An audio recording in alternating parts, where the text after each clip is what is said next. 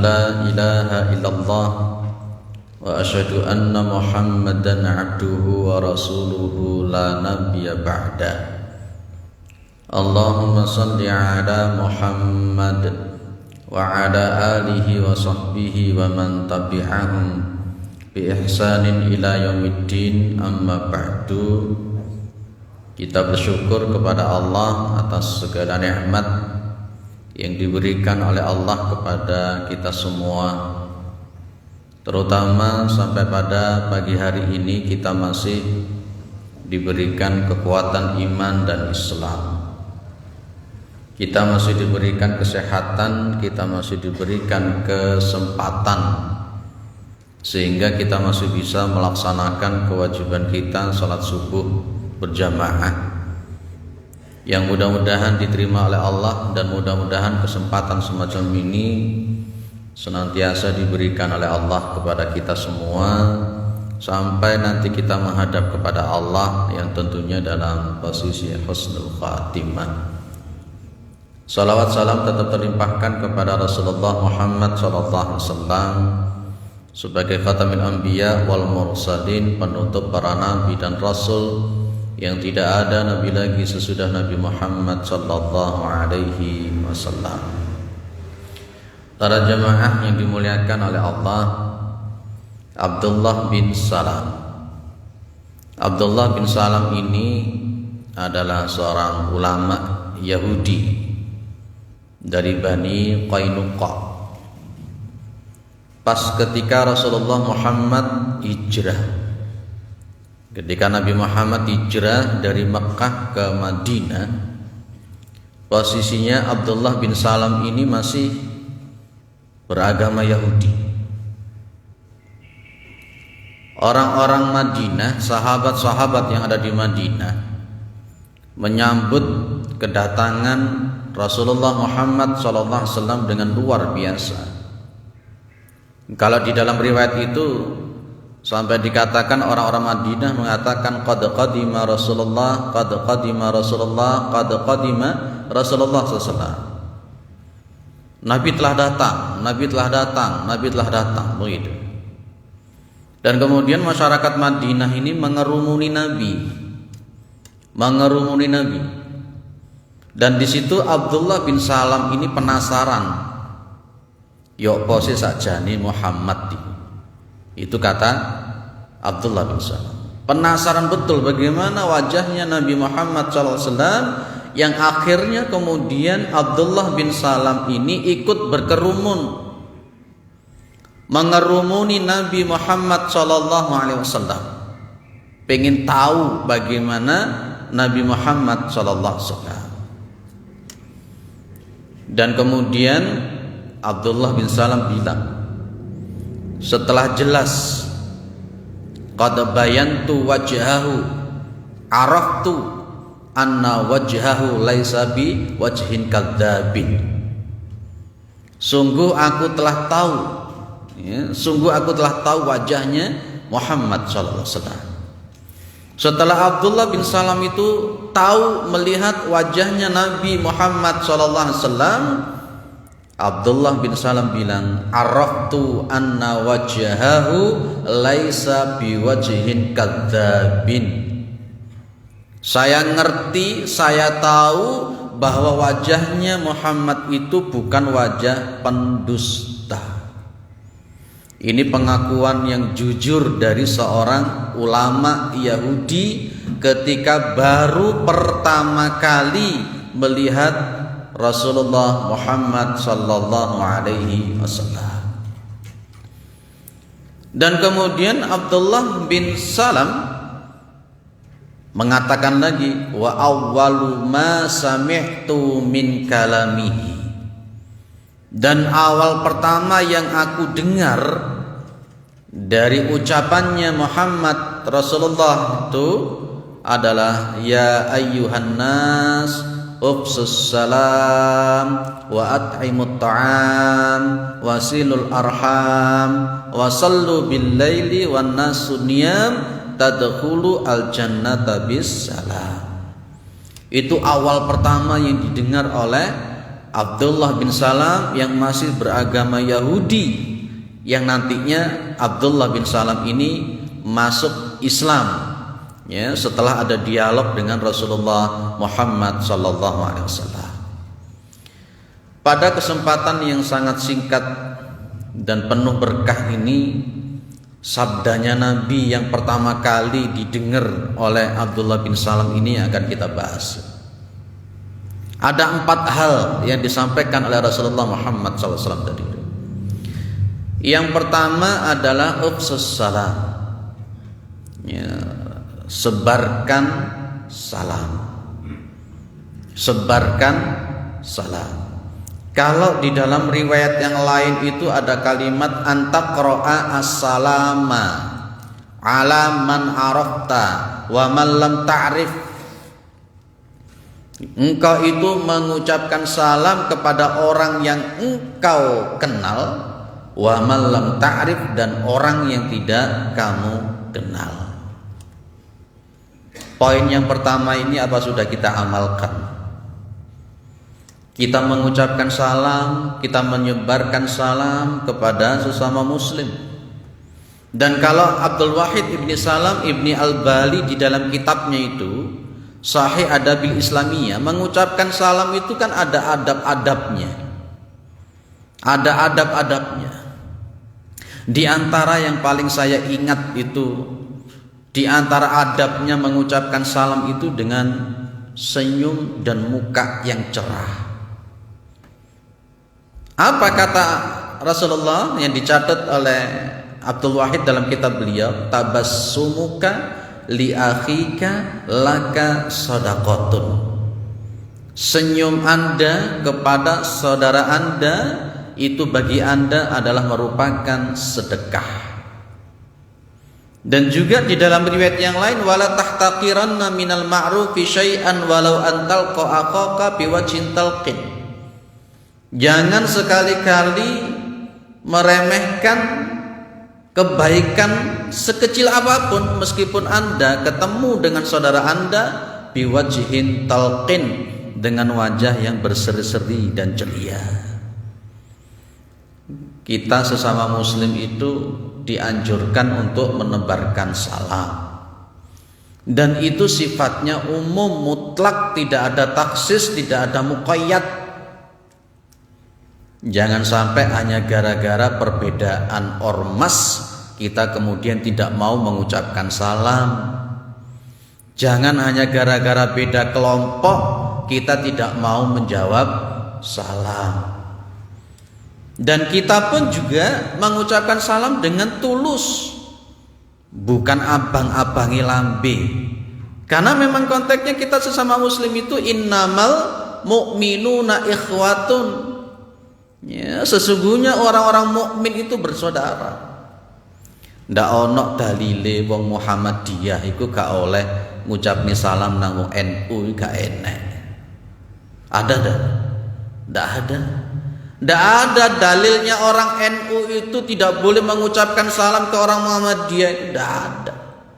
Kalau ada kelompok-kelompok tertentu yang eksklusif sampai tidak mau menjawab salam dari orang yang bukan kelompoknya, itu bukan ajaran Rasulullah, tapi itu ajarannya kelompoknya sendiri, dengan akalnya sendiri, dengan ijtihadnya sendiri, dengan istimbatul ahkamnya sendiri, dengan istidlalnya sendiri. Kalau ngaji rutin di sini saya kan berkali-kali saya katakan, kalau memahami hadis itu jangan satu tok kemudian langsung disimpulkan. Harus ada metode bayani. Metode bayaninya itu kemudian digandeng dengan metode maudhu'i. Bagaimana konteksnya ayat-ayat Al-Quran dan Sunnah kita kumpulkan jadi satu dalam satu tema. Kemudian biarkan ayat-ayat Al-Quran itu yang bicara, yang menyimpulkan, Sunnah yang menyimpulkan, bukan akal sendiri. Tapi kalau kita memahami ayat Al-Quran dan Sunnah Nabi itu berdasarkan hawa nafsu dan taklid buta serta fanatisme, nanti jadinya kayak seperti orang yang buta disuruh mengenali gajah. Wong jenenge wong ora ketok kau mengenali gajah, kebetulan yang dipegang itu kakinya, ketika dia ditanya bagaimana gajah, dia tentu akan menjawab, gajah itu tinggi besar, gajah itu seperti pohon kelapa. Padahal kan tidak seperti itu. Lah itu loh makanya konteksnya. Ada pendekatan bayani. Para jamaah yang dimuliakan oleh Allah, tebarkan salam. Wong kita itu kalau mengucapkan salam itu tidak ada ruginya kok. Wong di dalam salam itu ada 3 doa. Doa keselamatan, doa rahmat, dan doa barokah. Beda kalau jenengan cuma mengucapkan selamat pagi, selamat siang, selamat sore.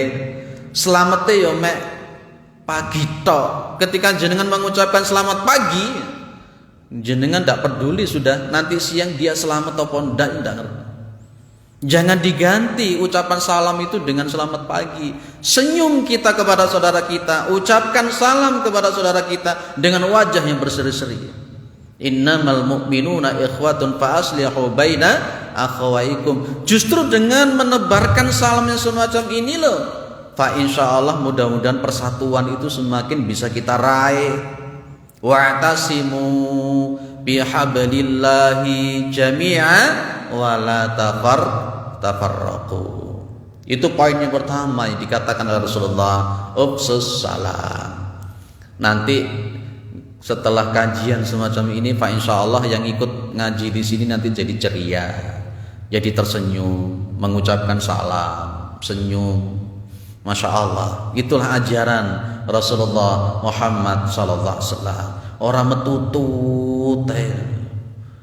Ketika jenengan ketemu sesama muslim orang metutut, itu enak apa ora sih sakjane.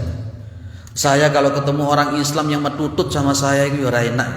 Wong iki sakjane lape kok metutut, loro untu tapi piye gitu. Itu bukan begitu ajaran Rasulullah Muhammad sallallahu alaihi wasallam.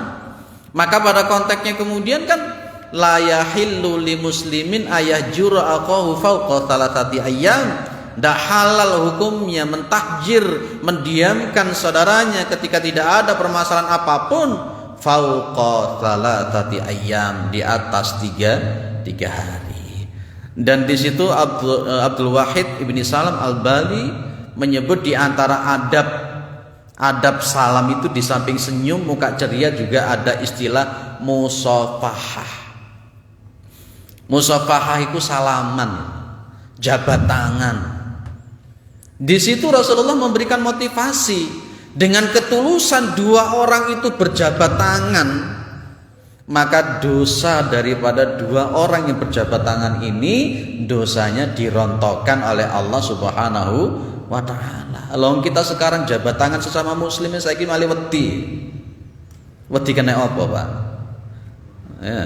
Sekarang itu jabat tangan sesama muslim, senyum sesama muslim itu sekarang sudah jadi, bagaimana mau tahu dia senyum atau enggak? Mau pakai masker,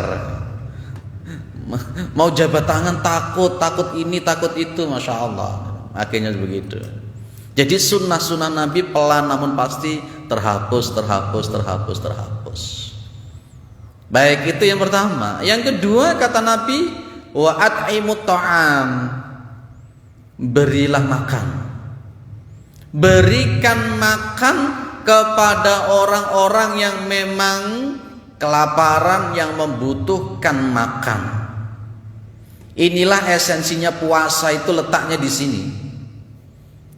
Esensi daripada kita disuruh puasa itu ya esensinya di sini. Nanti menjadi wa'at'imut ta'am. Jangan dikira kita diperintahkan berpuasa itu cuman menahan lapar haus dari terbit fajar sampai terbenam matahari, cuman itu tak. Bukan itu. Jenengan pasti paham bahwa ada istilah hikmatut tasyri'.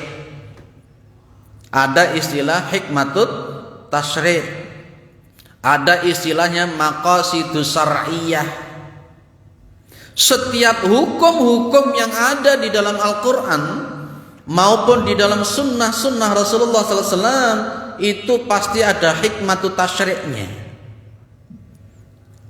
Kenapa hukum itu harus ada? Ada maqasidus syar'iyyahnya, maksud tujuan hukum itu ada kenapa. Yang itu nanti para ulama ada yang menyebut dengan ilatul hukmi. Ilat hukum. Al-hukmu yaduru ma'a illatihi wujudan wa adaman. Hukum itu berputar sesuai dengan ilat hukumnya, wujudan wa adaman. Puasa kita itu ilat hukumnya, maqasidu syar'iyahnya, ya kan, hikmatut tasyri'nya adalah kita ini supaya bisa merasakan lapar, merasakan haus, dan setelah itu akan muncul kegiatan amal soleh supaya kita bisa membantu orang-orang yang kelaparan dan kehausan itu. Itu hikmatut tasyri'nya.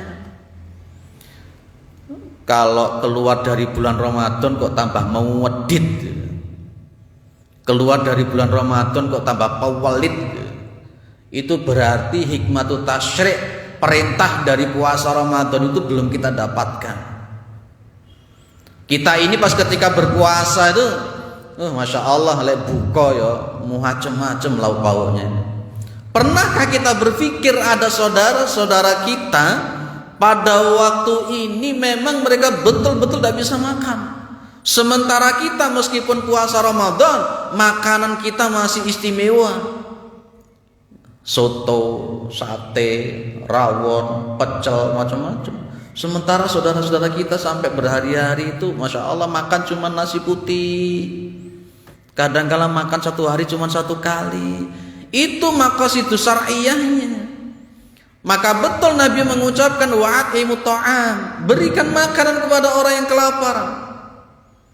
Nabi bilang, ya kan, itu laisa minna billadzi yashba'u wa jaruhu ja'i'un inda jambi. Bukan termasuk golonganku. Wanterno suarane. Biasanya lek subuh ini susah lek ngaji mari subuh ini. Sing kene ceramah bewanter kono turu yang repot tenan. Makanya suaranya tak bewanter nih. Ayo yang tidur bangun. Ya, bangun. Laisa minna billadzi yashba'u wa jaruhu ja'i'un idza jambi. Bukan termasuk golonganku orang yang perutnya kenyang sementara tetangganya itu kelaparan. Itu loh Nabi bilang kita bukan umatnya Nabi. Ini senada dengan konteksnya semangat al-ma'un. Di situ kan wala yahuddu ala ta'amil miskin. Hadda yahuddu, ya, hadda yahuddu haddan, itu kan memotivasi, mengajak. Lawang mengajak saja tidak, apalagi melakukan. Kalau mengajak saja tidak, oleh Allah disebut dengan ara'aital ladzi yukadzibu bidin. Tahukah kalian itu siapa mereka yang menjadi pendusta agama? Mereka punya kemampuan untuk memberikan bantuan kepada orang-orang yang lapar, tapi mereka tidak melakukan itu. Jangan-jangan kita ini termasuk di dalamnya. Janganlah. Di bulan Ramadan ini Rasulullah sudah mencontohkan. Nabi Muhammad itu begitu masuk di bulan Ramadan, yang tadinya Rasulullah dermawan, begitu masuk bulan Ramadan tambah lebih dermawan. Apalagi malaikat Jibril itu setiap malam mendatangi Nabi. Hina yalqahu min kulli lailatin min Ramadan wa yudarisuhu al-Qur'an. Itu malaikat Jibril itu kalau tiap malam bulan Ramadan itu mesti datangi Nabi untuk mengajarkan Al-Qur'an. Nabi seweneng setiap hari disambangi sama malaikat Jibril, tambah dermawan, dan itu dimotivasi oleh malaikat Jibril. Itu wa'atimut ta'am. Para jamaah yang dimuliakan oleh Allah, saya ingin mengkaitkan apa yang seperti dikatakan oleh sahabat Ali. Sahabat Ali cuma mengatakan kadal faqru ayakuna kufran. Hampir-hampir saja orang-orang yang fakir itu mereka menjadi kafir. Kenapa begitu? Dan ini sesuatu yang mungkin bisa kita garis bawah di mana-mana. Gara-gara supermi bisa murtad, gara-gara minyak goreng bisa murtad, gara-gara sembako bisa murtad. Loh, ini apa?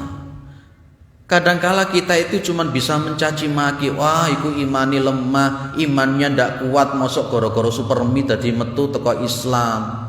Jangan mengatakan begitu, tapi katakanlah apa yang harus kita lakukan kepada orang-orang yang fakir tersebut supaya mereka tidak keluar dari agamanya. Itu yang harus kita pikirkan. Itu yang harus kita pikirkan. Para jamaah yang dimuliakan oleh Allah, wa at'imut ta'am, berilah makan kepada orang yang kelaparan. Bagus kita itu ada menyediakan iftar, itu bagus. Karena memang kalau posisi kita itu memberikan iftar, berbuka kepada orang yang berpuasa, pahalanya seperti orang yang berpuasa. Jauh lebih bagus lagi ketika yang kita beri makan adalah orang-orang yang memang betul-betul orang yang tidak bisa makan. Kalau untuk orang-orang yang berpuasa, yang berbuka, mereka bisa makan. Kadangkala mereka kaya, kadangkala mereka berlebih, kita kasih iftar, bagus. Tapi ada yang jauh lebih bagus lagi. Uang yang kita buat untuk iftar orang-orang yang berbuka puasa, kita alihkan kepada mereka-mereka yang memang betul-betul tidak punya kemampuan untuk makan. Di masjid-masjid itu untuk iftar takjil itu Masya Allah banyak, bagus. Tapi kira-kira sudah kita sisihkan tidak untuk mereka yang memang betul-betul tidak bisa makan? Kita semangat ngasih takjil di masjid, ya, kita semangat untuk ngasih takjil di masjid. Tapi adakah bagian itu yang kita kemudian betul-betul persentasenya lebih banyak untuk orang-orang yang memang betul-betul tidak bisa makan? Jangan hanya mengambil pahalane seperti orang yang berpuasa. Jangan hanya itu. Tapi ada skala prioritas, ada yang kita sebut dengan fikih aulawiyat. Terutama anak-anak yatim piatu yang memang mereka betul-betul tidak punya bapak, tidak punya ibu, mereka butuh kasih sayang. Kita dahulukan mereka. Wong surat At-Taubah ayat 60 itu, surat At-Taubah ayat 60 itu didahulukan. Innamas shadaqatu lil fuqara'i wal masakin. Itu. Jadi wa'at aimut ta'am.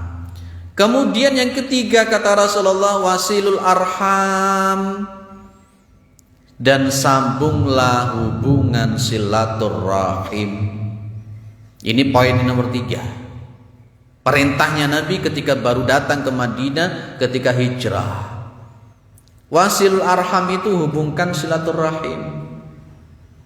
Ibu bapak yang dimuliakan oleh Allah Subhanahu wa taala, sekarang ada HP. Silaturrahim seperti yang disunahkan oleh Nabi itu jadi berubah. Wis cukup lewat WA saja, bukan itu yang dimaksud oleh Rasulullah SAW. Loh Pak, apa ndak boleh WA? Boleh WA, delok WA ini dhisik. Tapi yang dimaksud oleh Rasulullah bagaimana wasilul arham? Arham itu kan ada ulama menyebut ada 2 ya. Ada rahim, ada rahmi. Ada rahim, ada rahmi. Kalau rahim itu ya sesuai dengan konteks linguistik kebahasaannya, rahimah itu fi'ilnya, itu kan kasih sayang.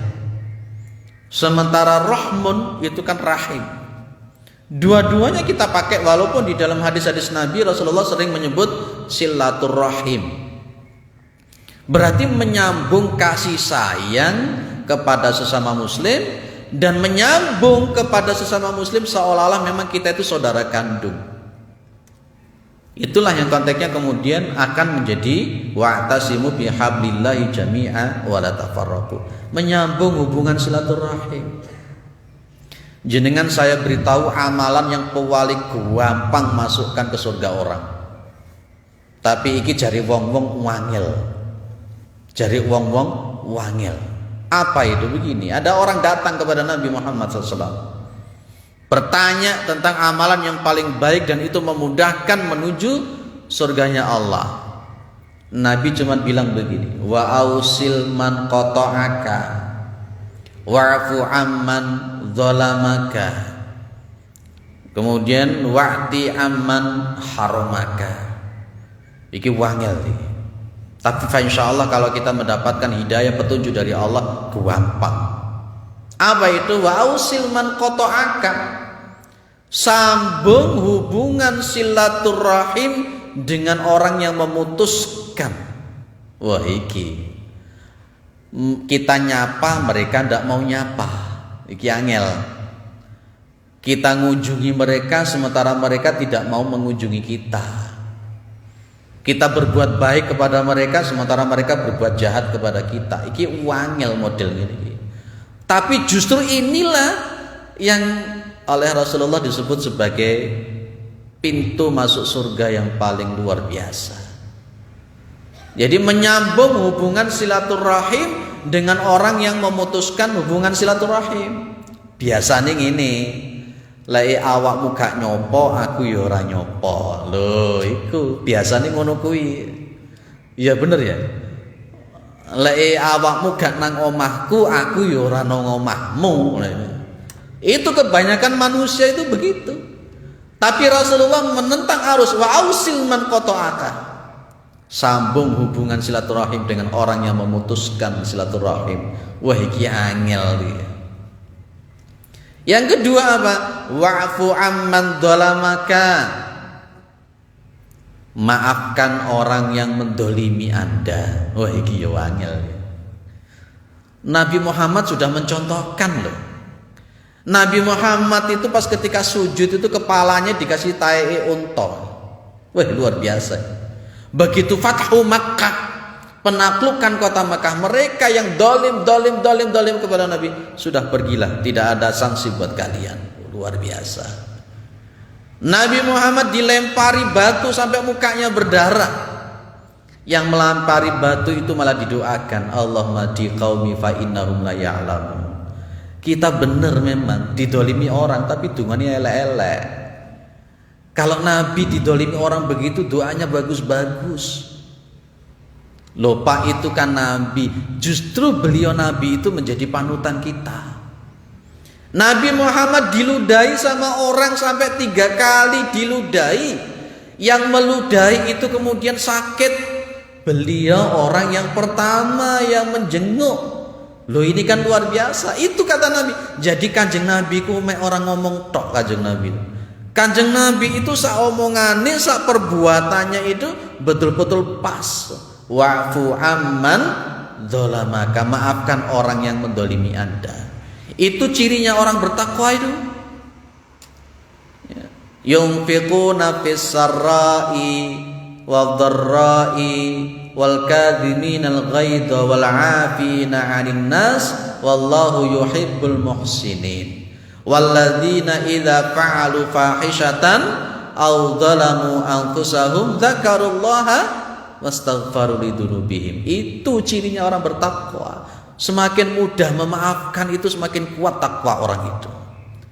Tapi kalau sudah punya prinsip sakitnya tuh di sini, sakit hati ini akan aku bawa sampai mati. Wah, serempet le model. Anda begitu, jangan dendam kita. Nabi Muhammad luar biasa. Ada orang Nabi bilang sebentar lagi ada ahli surga lewat. Sebentar lagi ada ahli surga yang lewat. Ditunggu sama para sahabat. Iki piye sajane? Wajahnya orang yang ahli surga ini siapa? Ada orang yang lewat, dilihat ya biasa saja. Penasaran, 3 orang kemudian mengikuti orang ini tadi yang dikatakan oleh Rasulullah sebagai ahli surga. Dilihat, diamati ya padha ae. Amalane ya padha ae. Akhirnya ditanyakan, amalan kamu apa to sakjane? Kata Kanjeng Nabi, kamu itu ahli surga. Amalan kamu itu apa? Orang ini cuma bilang, lah saya sholatnya ya biasa seperti kalian, puasa biasa seperti kalian. Cuman satu saya ini, kata orang yang disebut Nabi ahli surga tadi apa? Saya itu tidak pernah punya sakit hati sama orang. Saya itu tidak pernah punya dendam sama orang. Oh ya wangel modelnya.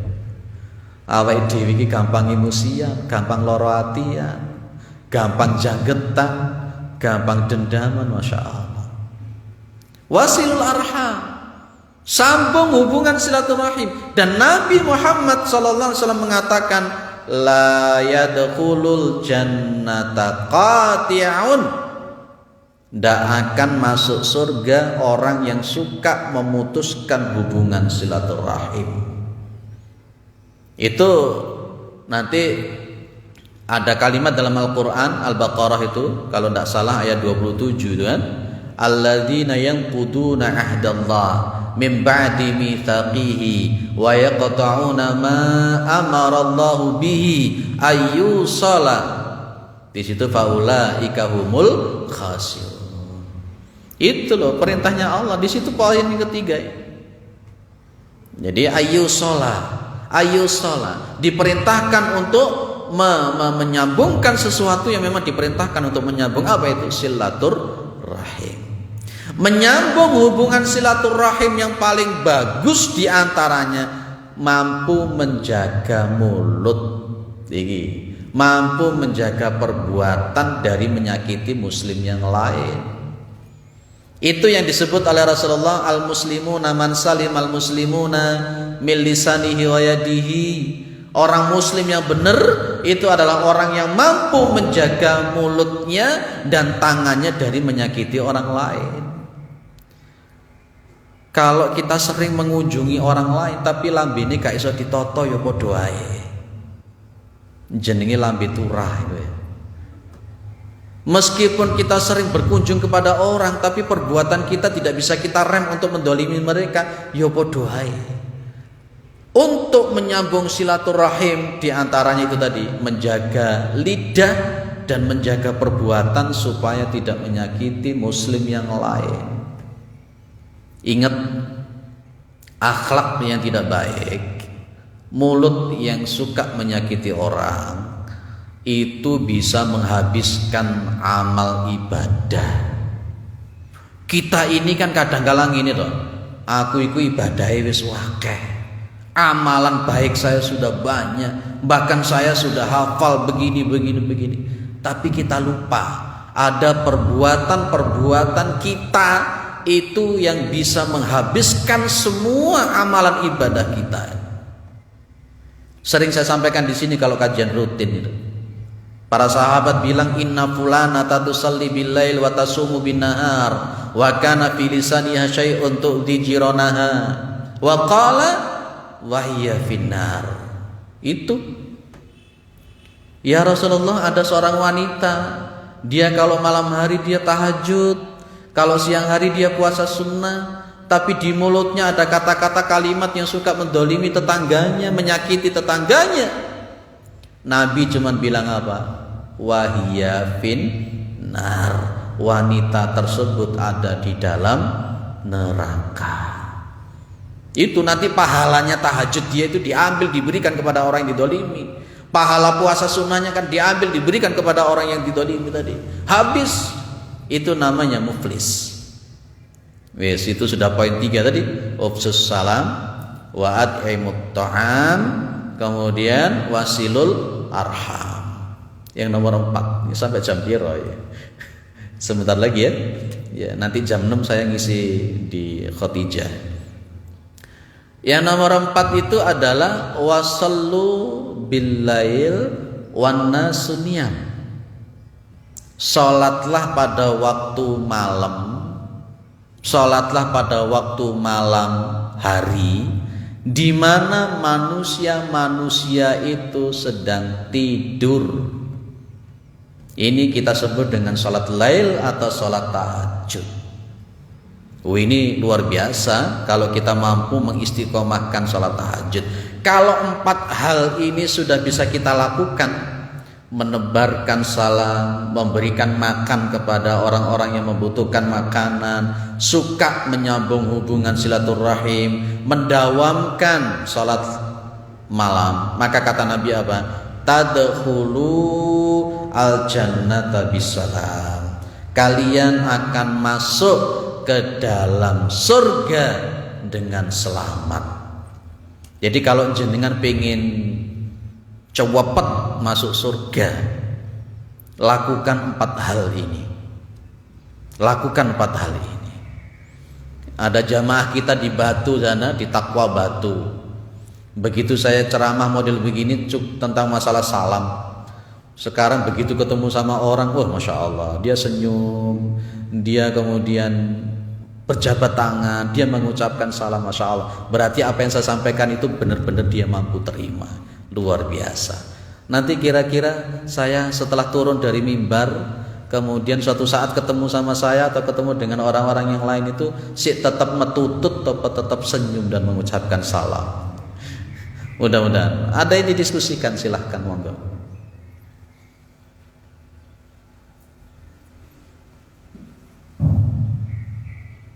Bismillahirrahmanirrahim. Assalamualaikum warahmatullahi wabarakatuh. Waalaikumsalam warahmatullahi wabarakatuh. Sekarang materi yang disampaikan Ustaz ini luar biasa, yang selalu bicara tentang surga neraka, dan yang paling mengerikan berbicara masalah neraka. Ini saya teringat beberapa kurang lebih 10 tahun yang lalu saya kebetulan dari kedua tampil di musola kami di Surabaya. Ada salah satu pertanyaan dari jemaah Ustaz. Musola ini mau dibawa kemana? Ditanya oleh para jemaah. Dan insyaallah yang bertanya ini kita doakan mudah-mudahan menjaga surga Allah Subhanahu wa Ta'ala. Amin. Hingga spontanitas yang bertanya apa? Karena saya dipercayakan menjadi ketua, maka dia saya semua jamaah yang berjamaah dengan kita dan keluarga kita akan saya ajak bersama-sama masuk surga Allah Subhanahu wa Ta'ala. Itu arah keinginan saya menjadi ketua amir di musola ini. Terkait dengan itu, kebetulan juga di sini saya ditunjuk menjadi ketua amir. Saya niatkan jamaah yang hadir di masjid ini semuanya kita ajak untuk sama-sama masuk surga Allah Subhanahu wa Ta'ala. Dengan harapan, mari jamaah kita menjaga 5 waktu agar sama-sama kita semua masuk surga Allah Subhanahu wa Ta'ala. Mudah-mudahan dengan tausiah tadi, sesungguhnya sholat itu adalah mencegah kita dari perbuatan yang mudah. Kemudian ayat yang tadi dibacakan oleh Ustaz, fawailul musallin, mudah-mudahan bisa dicegah oleh sholat yang kita lakukan untuk mencegah perbuatan yang mudah, apakah itu lisan, kemudian perbuatan dan lain sebagainya. Dan harapan kami Pak Ustaz terus memberikan pencerahan agar kami selamat, kita semuanya selamat di dunia dan bahagia dunia bahagia akhirat. Demikian Ustaz, mohon maaf. Assalamualaikum warahmatullahi wabarakatuh. Ini harapan ya, bukan pertanyaan ya. Oh iya, baik. Jadi titik tolak yang paling penting itu memang semuanya terletak pada husnul qasdi.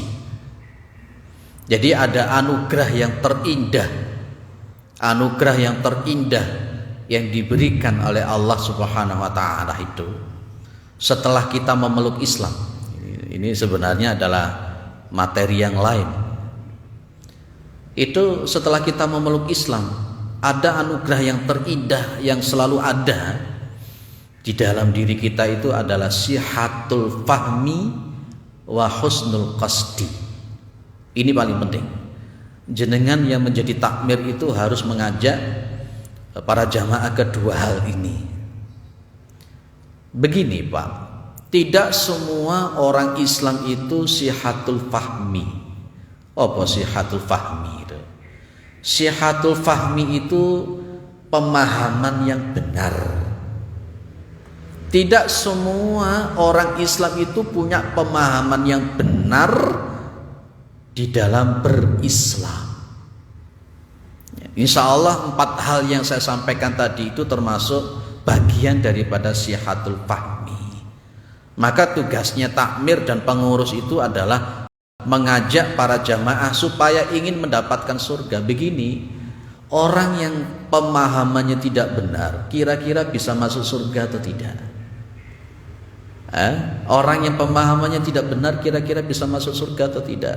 Saya mengatakan tidak. Maka kita ajak para jamaah itu kepada pemahaman yang benar. Pemahaman yang benar yang kayak apa? Ma'ana alaihi wa ashabi. Bagaimana cara berjamaah, bagaimana cara bertaklim, bagaimana cara memakmurkan masjid, itu sesuai dengan yang dicontohkan oleh Rasulullah dan para sahabat. Itu. Dan kemudian kalau memang sudah konteksnya sihatul fahmi sudah mulai tertata, maka kita ajak para jamaah itu untuk husnul qasdi. Husnul qasdi itu adalah baiknya maksud, bagusnya niat. Orang itu ngibadahi koyo ngopo, tapi kalau niatnya tidak benar tidak akan diterima oleh Allah. 2 hal itu saja yang jenengan perlu untuk lakukan. Bagaimana mengajak kepada jamaah untuk menjadi sihatul fahmi. Mereka punya pemahaman yang sehat, pemahaman yang bagus sesuai dengan pemahamannya Rasulullah, dan mereka punya niat. Datangnya ke masjid ini niatnya apa? Banyak loh, nuwun sewu. Banyak orang datang ke masjid niatnya itu tidak lurus. Kepingin dadi pengurus masjid itu niatnya gak lurus itu ya akeh. Dulu ada seorang sahabat yang hijrah dari Mekah ke Madinah. Niatnya itu cuma ingin mendapatkan seorang wanita. Akhirnya muncul hadis innamal a'malu binniyat wa innamal likulli imri'in ma nawa. Faman hajara lidunya, barang siapa yang hijrahnya itu kan untuk dunia, liyusibah awim ro'atin ayang kihahu itu, ya dia akan mendapatkan hijrahnya itu seperti yang dihijrahkan. 2 hal ini Pak, insya Allah 2 hal ini termasuk yang mengantar kita ke dalam surganya Allah. 2 hal itu.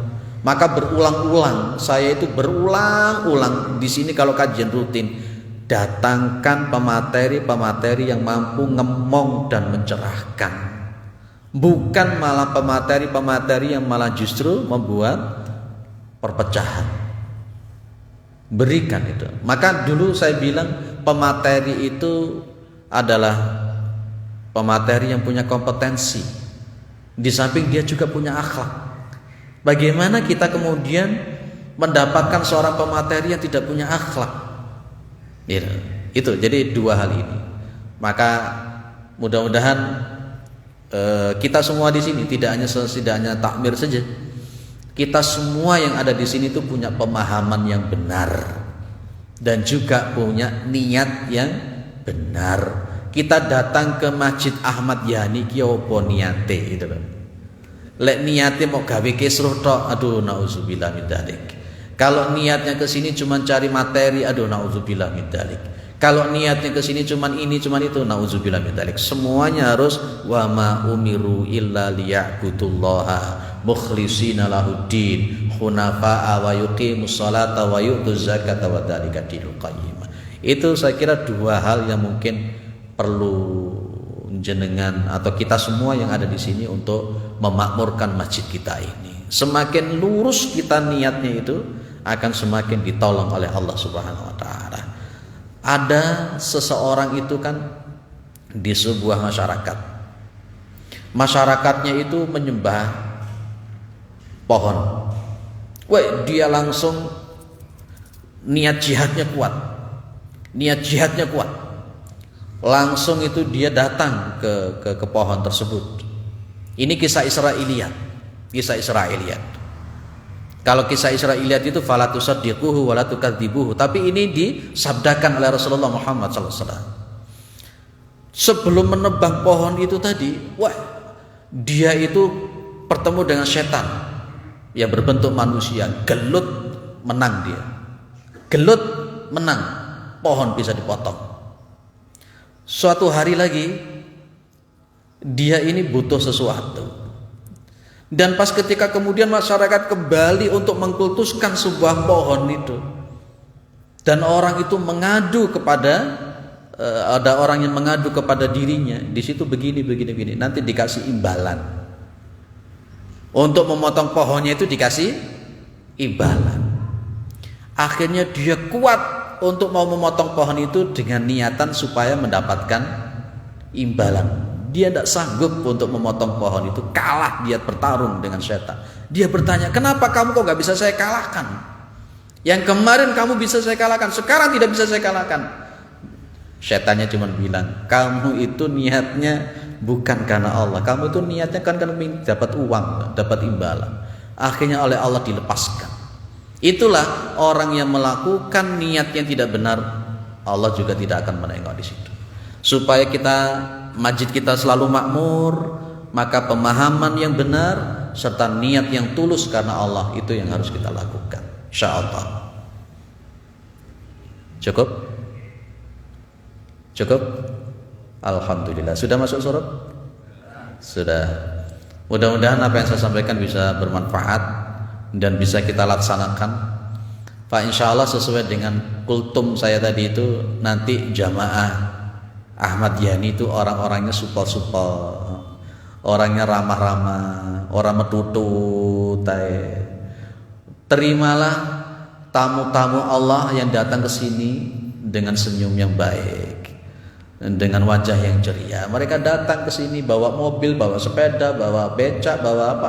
Mereka tetap semuanya tamu Allah Subhanahu wa taala. Jangan dibeda-bedakan, mau pakai mobil ini, pakai lelah, itu masalah duniawi. Tapi mereka datang ke sini untuk beribadah kepada Allah. Sambut mereka dengan senyum, dengan salam yang baik dan sebagainya. Mudah-mudahan bermanfaat. Subhanakallahumma wa bihamdika asyhadu an la ilaha illa anta astaghfiruka wa atubu ilaik. Assalamualaikum warahmatullahi wabarakatuh.